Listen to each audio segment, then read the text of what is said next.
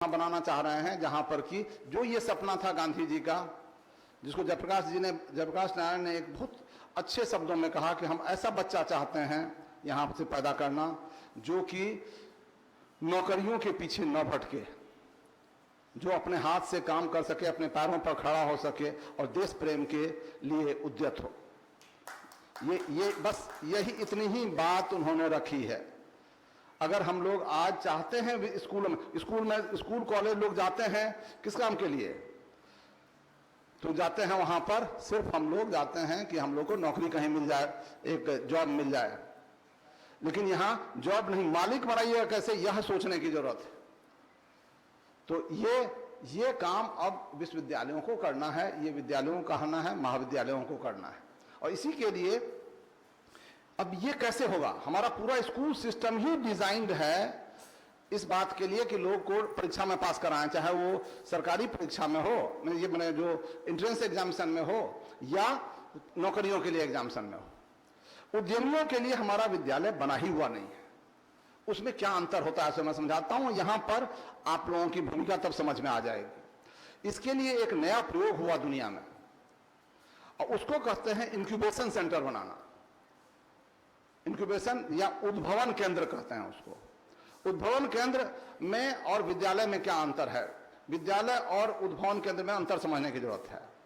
उद्भवन केंद्र का काम क्या होता है कि आपको एक बिजनेस या इंटरप्राइज खोलने के लिए समर्थ बनाना। आपको एक आइडिया आया, जैसे आपको एक आइडिया आया कि ये हम बोतल बनाएंगे, तो ये तो आइडिया है। इस आइडिया को कैसे ट्रांसलेट करेंगे? इसमें दूसरे तरह की पढ़ाई की जरूरत होती है। इसमें टीचर नहीं, हमें मेंटर चाहिए जो हमारा हाथ पकड़ के बता सके कि ये रास्ता पकड़ोगे तो तुम सफल होगे। इसको हम लोग मेंटर कहते हैं, इसलिए टीचर नहीं कहते हैं। Teacher teachers, mentor mentors. तो ये अंतर समझने की जरूरत होगी। तो वो मेंटरिंग करता है। इसको जरूरत पड़ती है कि कभी कभी जरूरत पड़ेगी कि अच्छा ये विचार तो हो गया, ये विचार को हम ट्रांसलेट कैसे करेंगे। इसके लिए डिजाइन थिंकिंग को हम लोग करवाते हैं, जिससे आप यह समझ पाएं कि जो भी आपका आइडिया है वो कितना, जिस प्रॉब्लम को आप सॉल्व करना चाहते हैं उस प्रॉब्लम को सॉल्व कर पा रहा है कि नहीं कर पा रहा है। इसके लिए मैं 3 फॉर्मूला फॉर्मूला बताता हूं जिसको सभी उद्यमी हैं वो ध्यान में रखिएगा। कोई भी प्रोडक्ट, कोई भी, पहले तो स्टार्टअप को यह ध्यान में रखने की जरूरत होगी कि आप एक दुनिया में एक पेन को, मतलब सोसाइटल पेन कहते हैं, पेन कहिए, एक दुख को या दुख को घटाइएगा या सुख को बढ़ाइएगा। कोई भी काम होता है या दुख घटाएगा तब चलेगा या सुख बढ़ाएगा तब चलेगा। तो ये दुख को घटाने वाली कोई भी प्रक्रिया हो, मान लीजिए हम ऐसा कुछ बनाना चाहते हैं, कुछ करना चाहते हैं जिससे दांत साफ हो जाए। देखिए समझिए इस बात को, मैं इसलिए उदाहरण ले रहा हूं। आप अभी दांत के लिए ब्रश करते हैं तो ठीक है, अच्छी बात है, इसके लिए हम एक टूथपेस्ट डिजाइन कर रहे हैं। लेकिन पता चला कि हम तो टूथपेस्ट चाहते थे, लेकिन प्रॉब्लम हमारा था कि हमारा मसूड़ा फूल जाता है, तो हमको मसूड़े की मालिश भी चाहिए। या हमारे दांत के भीतर में, दांत के दो इसके भीतर में फंस जाता है जो अन्न, उसको निकालने वाला चाहिए। तीन प्रॉब्लम हो गया। मसूड़ा फूलना, अगर उसके लिए प्रॉब्लम हमको करना है तो ये अलग हुआ। अगर हमको दांत के बीच का अन्न हटाना है तो ये अलग प्रॉब्लम हुआ। और अगर दांत की सफेदी लानी है तो ये तीसरा हुआ। चौथा हो सकता है कि पायरिया अगर हो गया है तब आप क्या करेंगे, ये चौथा प्रॉब्लम है। ये सभी प्रॉब्लम अलग अलग है। जितना छोटा प्रॉब्लम, जितना स्पेसिफिक प्रॉब्लम आप सॉल्व कर सकते हैं उतना अधिक बिजनेस में आपके सफलता की संभावना बढ़ती है। तो छोटा से छोटा प्रॉब्लम को आइडेंटिफाई करना, आप इसलिए प्रॉब्लम आइडेंटिफाई करना स्टार्टअप के लिए सबसे महत्वपूर्ण होता है। और इसमें हम आपको मदद करेंगे, आपको खुद भी अपना करना है। और फिर अगर सॉल्व करना है तो 100 तरह का सॉल्यूशन आएगा। टूथब्रश का ही आप देखिएगा ध्यान से, पिछले 25 साल में ब्रश का डिजाइन 100 तरह का डिजाइन आया है। पहले हम लोग तो करते थे तो वो नीम के दातुन से ही चल रहा था, नीम और बबूल के दातुन से ही हम लोग काम चला लेते थे। जब ब्रश वाला युग आया तो ब्रश ब्रश भी आया है तो एक तो देखते हैं कि इसका एक का गर्दन हिलता रहता है इस तरह, एक का करता है क्या कि वो मैंने जो इसका रहता है ब्रिसल्स रहता है वो ट्विस्टेड रहता है, अगल बगल रहता है, ये अलग अलग रहता है। मतलब देखिएगा आप ये सब तो अब सभी का स्पेसिफिक ऑब्जेक्टिव है, ऐसा नहीं है सभी का। अब सभी एक अलग अलग प्रॉब्लम को लेकर के आता है, सॉल्व करता है। उसी तरह से टूथपेस्ट, आपके टूथपेस्ट में नमक है, देखिए कहां से आ गया नमक। नमक से हम लोग जब पहले नमक और ये डाल करके करते थे, राख डाल करके, तो हम लोग उसी से काम चला लिए ना, राख से बनता था और इसका बनाते थे हम लोग। पता नहीं आप लोग बनाई है कि नहीं बनाई है, ये जो मूंगफली होता है, मूंगफली के छिलके को जला करके उसका राख बनता था और उसके राख में नमक डाल करके हम लोग ब्रश कर लेते, दांत चमका लेते थे। ये बहुत सारा उस तरह का बहुत सारा तरीका चलता था उस जमाने में।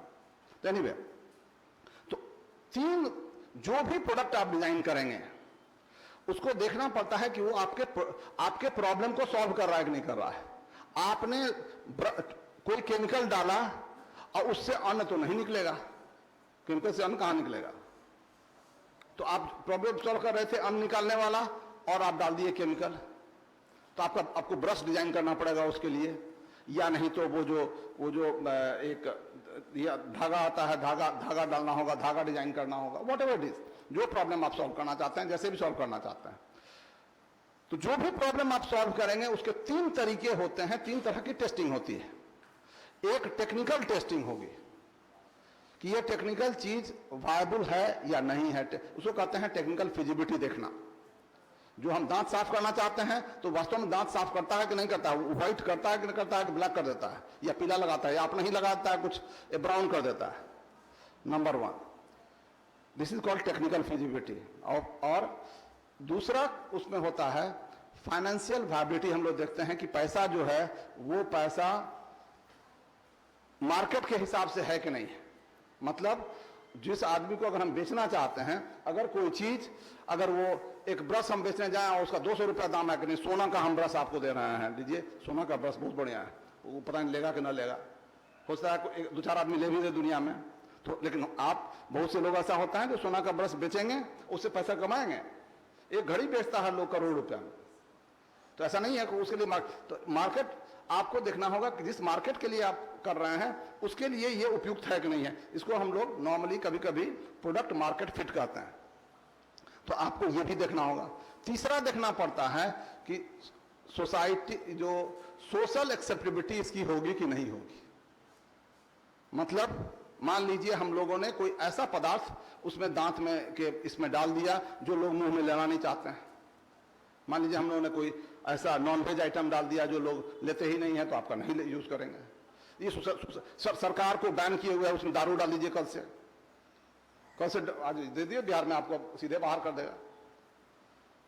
या तंबाकू डाल दीजिए, आजकल तो बड़ा बढ़िया तरीका है।